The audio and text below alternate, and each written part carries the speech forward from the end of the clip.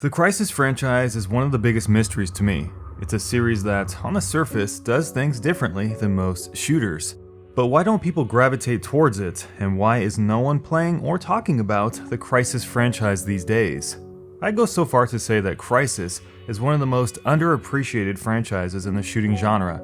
The original Crysis was the stuff of legends, and Crysis III fixed just about everything wrong with the first two games, while adding some really great stuff.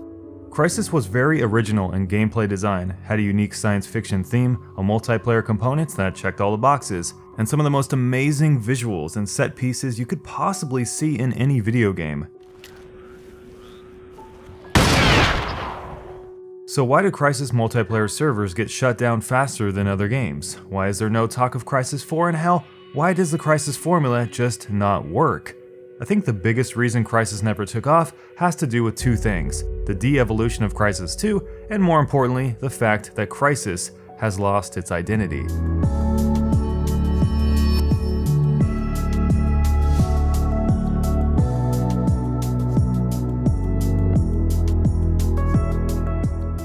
Crysis was a very exclusive game, so when everyone got a chance to experience what Crysis was all about with Crysis II, a lot of shit hit the fan.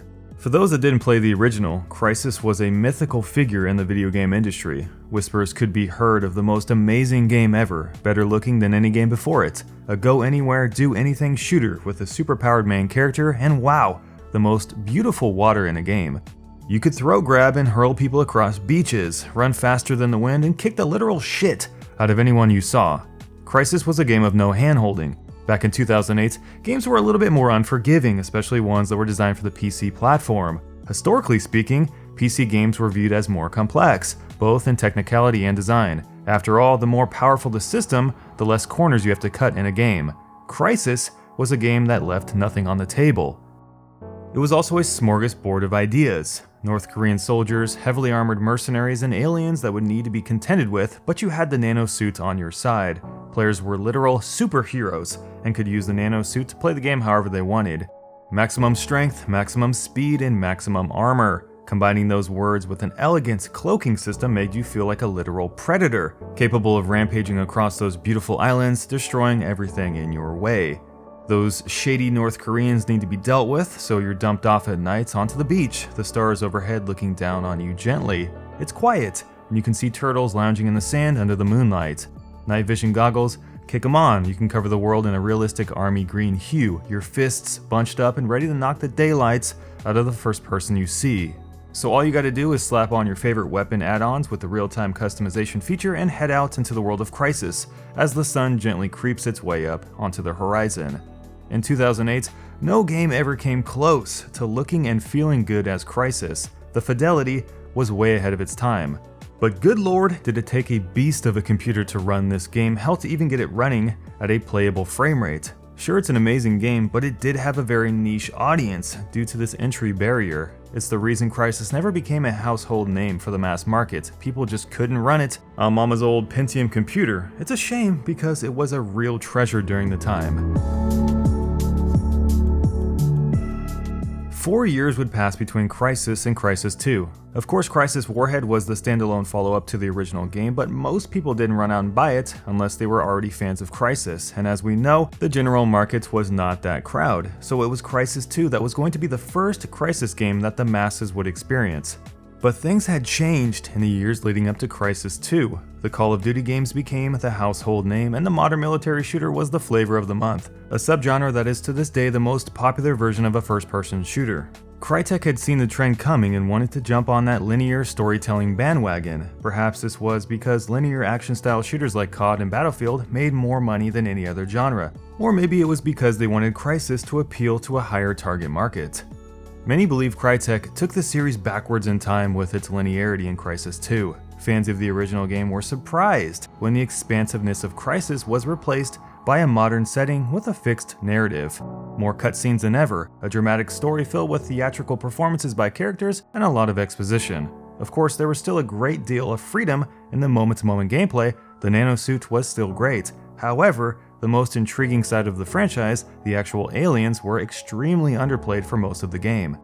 Fighting brainless human soldiers in Crysis II in linear corridors over and over and over wasn't how fans of Crysis wanted to experience the next big game.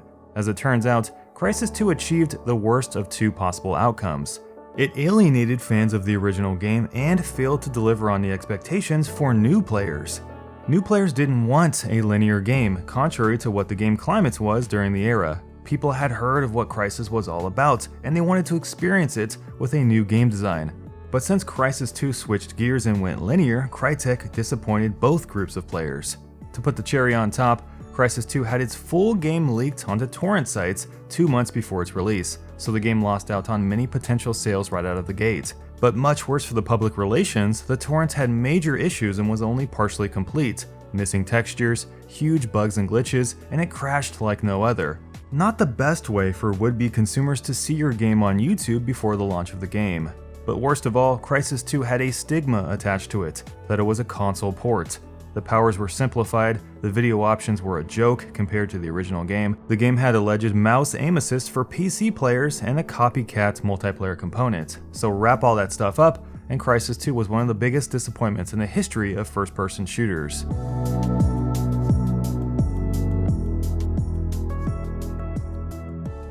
I'll go so far to say that Crysis III is a great game, but it doesn't mean anything if the game doesn't sell well. Crysis III did not.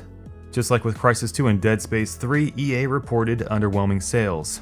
The founder of Crytek was also frustrated, claiming that Crysis III was the studio's quote-unquote masterpiece. Yearly suggested that the reason for this was a concept known as sequel fatigue. With a few members of his team, Yearly conducted a study of 20 games comparing sales among the franchises, and concluded that each franchise lost up to 20% of its base sales for every new game it put out.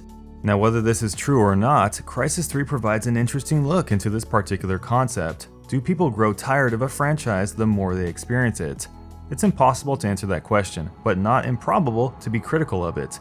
Sequels can sell just as well or better than original games, and we know that when looking at sales figures of popular games these days, so that definitely wasn't the story with Crysis III.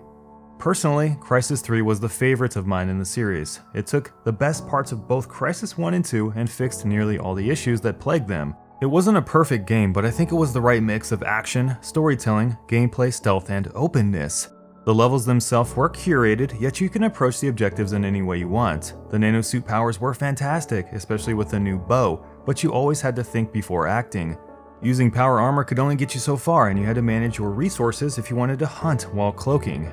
Add in some great set pieces and surprisingly good acting by some of the supporting cast, plus a focus on the aliens, and I think Crysis III succeeded in bringing the best out of the franchise.